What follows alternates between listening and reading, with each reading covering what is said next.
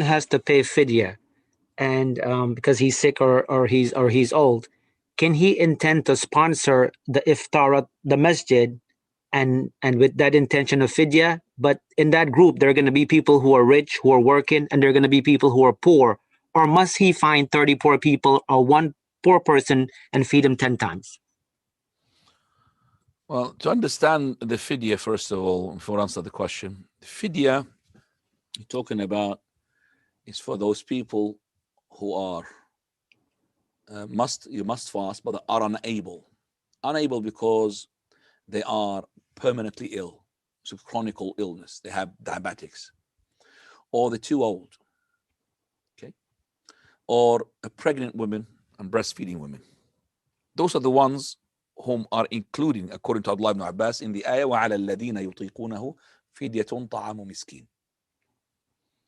But we have to understand the following. Number one, that those people who, when they make iftar, when they break the fast, that is, they will make the feeding as in after the break, not before.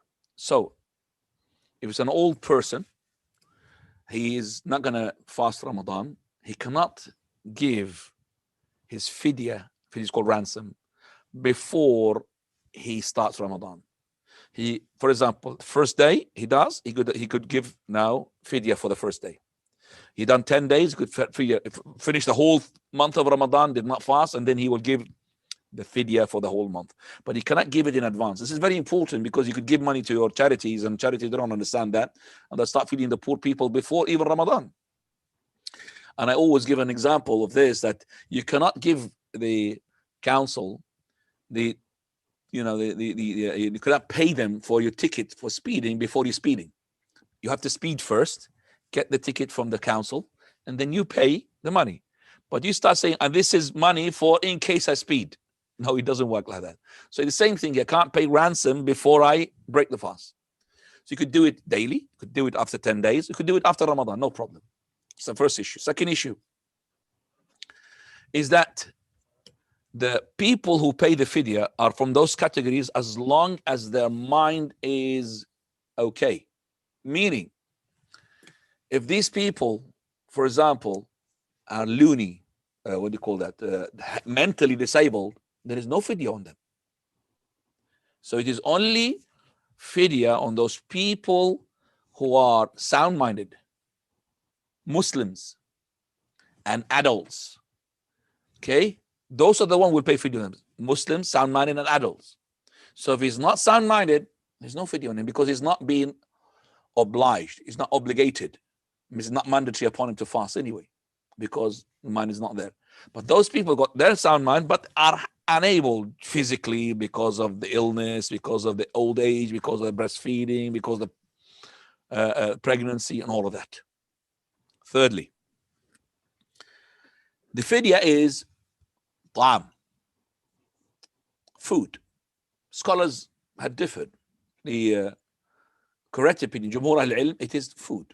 Imam Shafi'i, Imam Malik, Imam Ahmad, only Imam Abu Hanifa, and some from the Shafi'i and some from the Hanbali scholars, but the majority of the Hanbali Shafi'i, they say that it only has to be food. If it's other than food, it's not going to be accepted.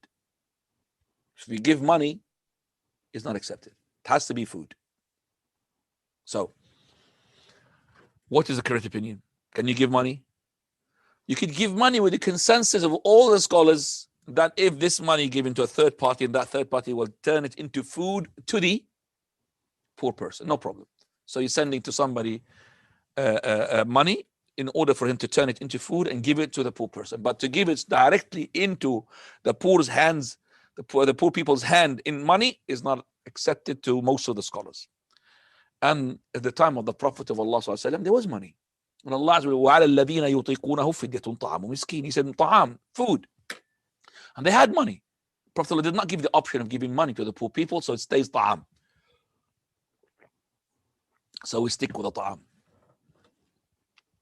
We stick with the ta'am.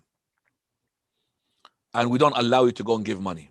But if somebody was giving money before, we don't say that you have invalidated your fidyah because he didn't know. But you just didn't start from today. Allah says in the Quran, وَعَلَى الَّذِينَ يُطِيقُونَهُ فِدْيَةٌ طَعَامُ مِسْكِينٍ. Ta'am, food. Why should we go into interpretation of this and that? And he said it's better to give him for money. Well, money is not food. He could buy, for example, he could buy shoes for the money. He's not going to eat shoes, is he? Or socks. So it has to be fidyah ta'am.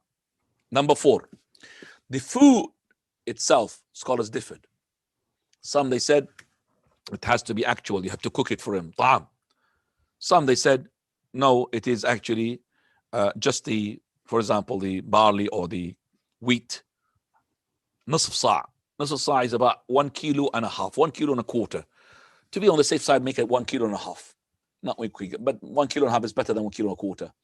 So that's sa'. And so if you give with this half a sa', which is 1.5 kilos of rice, you give, for example, some oil to cook with it and some ghee and all of that, it will be better, because if you gave it cooked, even better. But we will not say to the person who gave 1.5 kilos of rice or wheat or whatever, or corn, to that poor person that your ransom or your fidyah is not accepted. No, it's 100% accepted.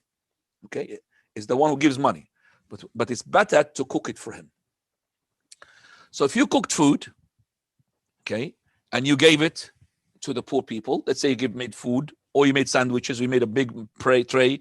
We know that this family is 10 people, another family is 10 people, so 3 families, 10, 10, 10, 10. That's 30 people. The question is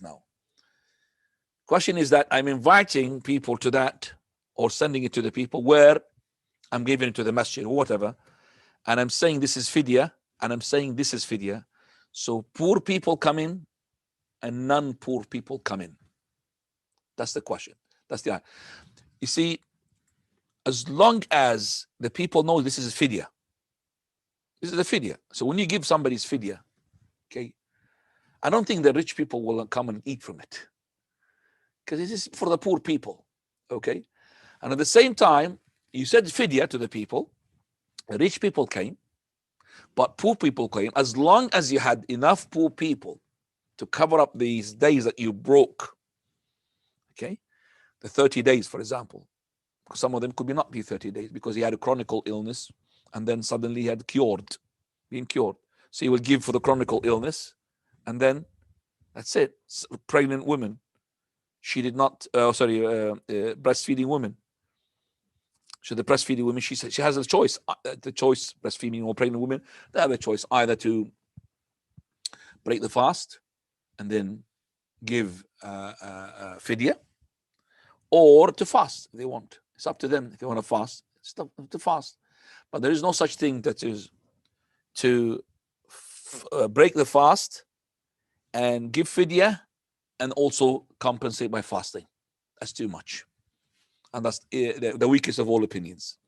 So bearing this in mind, inshallah, so that person, if he made it for the sake of fidyah to the people, he invited the poor people, rich people came in, no problem, as long as you allowed enough poor people to eat from that food. Now, Barakallahu feekum. Admin free, please. Follow-up question from the fidyah. Should the person, can I pay the fidyah on behalf of somebody else? And will I get rewarded for it? For example, for your son or for your mother? give the fidyah on your son, because let's say, for example, he's got long-term illness. Okay, your son is on one of the 2 cases. Either he's independent or he's dependent. If he's dependent, then you must pay the fidyah on him, which is feed the poor people. You must, if he's dependent. If he's independent, on his own, married or something, yeah, but you have to tell him, and he has to accept. So you tell him, son, I'm going to pay your fidyah. So he has to accept, acknowledge that. So it's not just to pay it because he doesn't care whether you paid or not. It's not going to reach him. If he doesn't care, no matter what you're going to give on his behalf, it's not going to reach him. As for your rewarded, of course, everything you do, even if it is for the sake of covering up for somebody else, you'll be rewarded, inshallah. Now. Jazakallah khair.